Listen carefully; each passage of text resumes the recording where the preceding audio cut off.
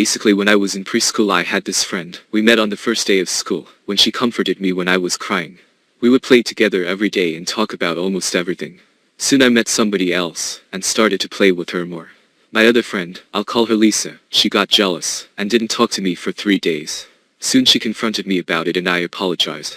So I started playing less with my other friend, although she understood. But then it got way worse.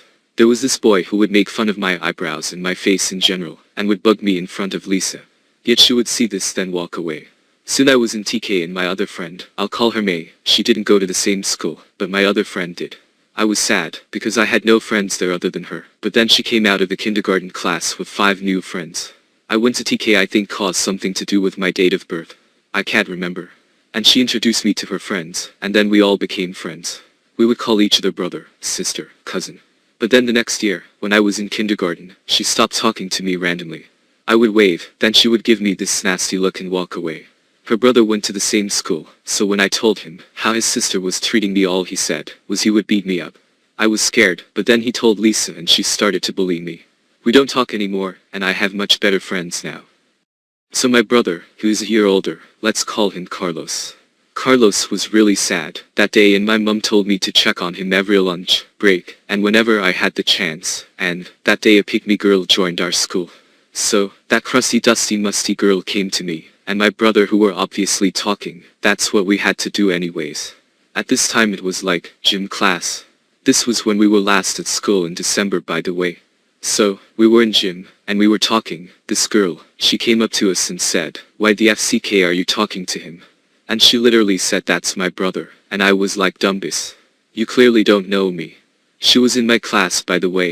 She only knew my last name and not his. And I was laughing so hard then she had a fight with me. I literally accidentally dropped my gym mat onto her, and we all started laughing. The girl was expelled on her first day of school for threatening me. She actually didn't, I made it up, since I wanted her dumbest to get out my school.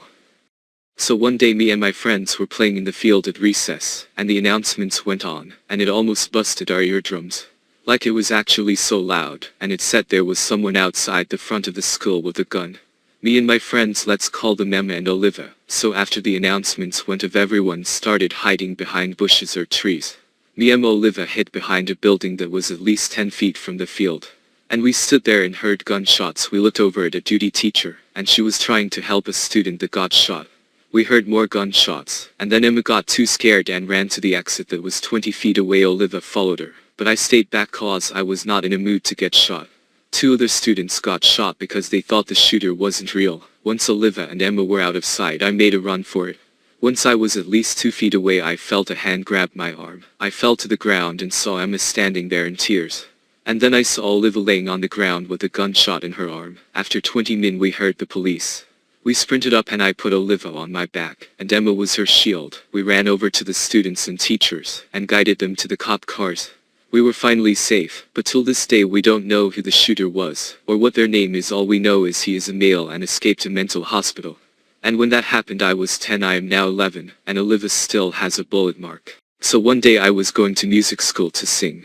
When we got to the parking, this man came up to me and my grandpa, I bet he was drunk, and said, "Yo, get out of the frisking spot at mine."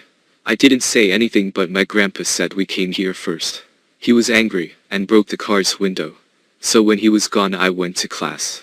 When we came back I saw the same man, but I didn't say anything. When we came back I smelled something burning. I told my grandpa, and it was burning. Our TV was set on fire, and then I saw the same man running away. I told my grandpa and he called to police. They got the man, and his last word that he told us was, "Curse you people." After a few years we got a new house. The man escaped, and found my grandpa walking with me. The man started chasing us. Then I recognized the man and said to my grandpa, "Run," so we ran, and the Moz chased us. We got in the house, and called the police. After that day we moved in a different country, and never saw the man again.